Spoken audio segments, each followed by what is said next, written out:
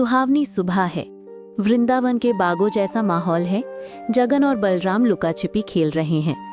बलराम आंखें बंद करके गिनते हुए कहते हैं, 90, 99, 100। मैं आ रहा हूँ जगन। बलराम इधर उधर ढूंढता है। अचानक पेड़ के पीछे से धप की आवाज आती है। जगन ऊपर डाली पर बैठे पैर हिला रहे हैं। जगन कहते हैं, पकड़ नहीं पाए, तुम तो बूढ़े हो गए हम बलराम। बलराम कहते हैं, प्रभु आप अंतर्यामी हैं, आपको कौन पकड़ सकता है, अब नीचे आ जाइए। जगन पेट पर हाथ फेरते हुए एक छलांग लगाकर नीचे आते हैं।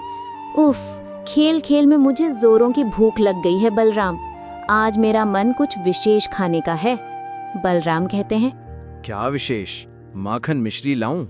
जगन मुंह बिचकाते हुए कहते हैं, रोज रोज माखन नहीं, आज मुझे केसरिया खीर खानी है, एकदम गाढ़ी, जिसमें बादाम, पिस्ता और ढेर सारा केसर पड़ा हो, उसकी खुशबू से ही पेट भर जाए। बलराम पसीना पोंछते हुए कहते हैं, केसर, बादाम, जगन तुझे पता है वो कितना महंगा है, मेरी झोंपड़ी में तो कल के चावल भी नहीं बचे हैं। जगन मासूमियत से पलके झपकाते हुए कहते हैं, मुझे नहीं पता, तुम मेरे सखा हो ना, अगर सखा को भूख लगी है तो भोजन का प्रबंध करना तुम्हारा काम है। मुझे शाम तक खीर चाहिए, वरना मैं तुमसे बात नहीं करूंगा। जगन मुंह फुलाकर बैठ जाते हैं। बलराम भारी मन से गांव के सबसे बड़े व्यापारी सेठ करोड़ीमल की हवेली पहुंचता है। सेठ अपने मुनीम के साथ सोने की अशर्फियां तोल रहा है। बलराम हाथ जोड़कर कहते हैं, सेठ जी जय जगन्नाथ।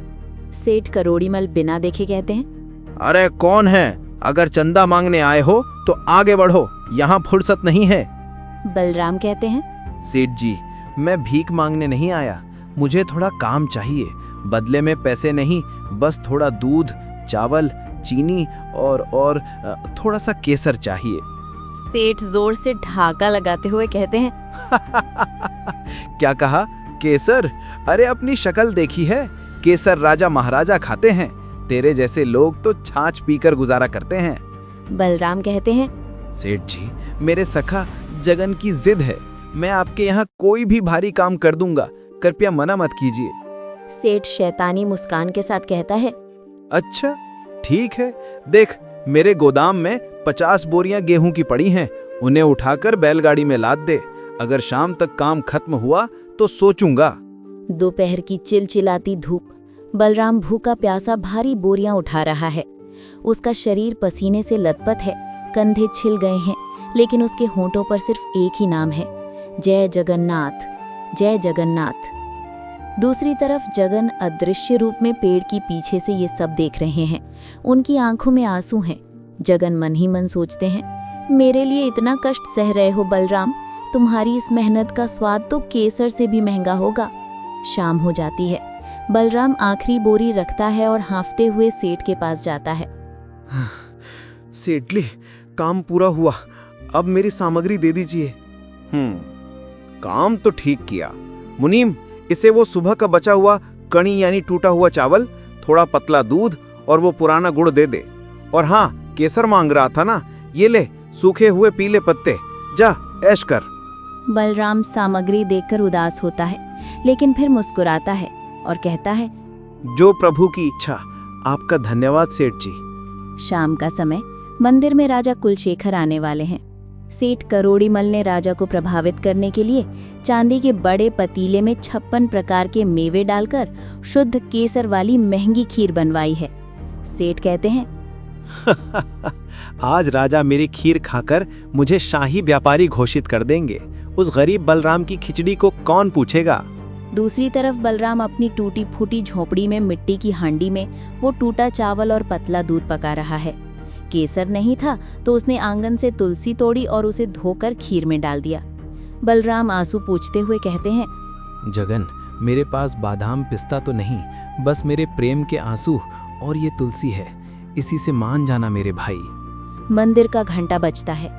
राजा कुलशेखर और गांव वाले जमा हैं। जगन, बलराम और सेठ दोनों की खीर का भोग लगने के लिए पर्दे के पीछे विराजमान हैं। सेठ कहते हैं, महाराज पहले मेरी शाही खीर चखिए, इसमें कश्मीर का केसर है। जैसे ही पुजारी ने सेठ का चांदी का कटोरा उठाया, राजा ने नाक सिकोड़ ली। छी सेठ, ये क्या बदबू है? क्या ये खीर सड़ गई है? सबने देखा कि चांदी के कटोरे में खीर काली पड़ गई थी और उसमें कीड़े बिलबिला रहे थे।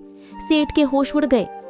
नहीं महाराज, ये असंभव है। मैंने सबसे महंगा सामान डाला था। तभी एक भीनी भीनी मनमोहक खुशबू पूरे मंदिर में फैल गई। राजा और पुजारी मंत्रमुग्ध हो गए। आह, ये कैसी दिव्य सुगंध है। ऐसा लगता है साक्षात वैकुंठ से अमृत आया हो। ये खुशबू कहाँ से आ रही है? सबकी नजरों ने देखा कि एक कोने में बलराम खड़ा है, हाथ में मिट्टी की छोटी सी हांडी लिए। राजा खुद चलकर बलराम के पास गए। बलराम, क्या है इस हांडी में? बलराम डरते हुए हांडी का ढक्कन हटाता है। उसमें से सुनहरी रोशनी निकलती है। टूटे चावल की खीर अब अमृत बन चुकी थी। अचानक मंदिर की मूर्तियों से तेज प्रकाश हुआ और जगन की आवाज गूंजी। जगन की आवाज आई, सेठ करोड़ीमल, तुमने खीर में महंगा केसर तो डाला, लेकिन साथ में अपना अहंकार और कठोरता भी डाल दी, इसलिए वो विष बन गई। जगन की मूर्ति मुस्कुराती हुई प्रतीत हुई। जगन ने कहा, लेकिन बलराम, तुमने जो पसीना बहाया वो मेरे लिए गंगा जल था, और तुमने केसर की जगह जो तुलसी डाली उसने इसे दुनिया का सबसे मीठा भोग बना दिया। मैं भूखा हूँ बलराम, जल्दी खिलाओ। सेठ करोड़ीमल राजा और बलराम के चरणों में गिर पड़ा। मुझे माफ कर दो। मैं समझ गया कि धन से सामग्री खरीदी जा सकती है, पर भगवान का स्वाद नहीं। रात का समय है। बलराम और जगन नदी किनारे बैठे हैं। जगन बड़े चाव से मिट्टी के बर्तन से खीर खा रहे हैं। उनके होंठों पर खीर लगी है। जगन कहते हैं, अरे वाह बलराम, मजा आ गया। कल क्या खिलाएगा? बलराम कान पकड़ते हुए कहते हैं, कल सिर्फ खिचड़ी मिलेगी, अब और कोई फरमाइश नहीं। जगन खिलखिलाकर हंस पड़ते हैं और बलराम को गले लगा लेते हैं।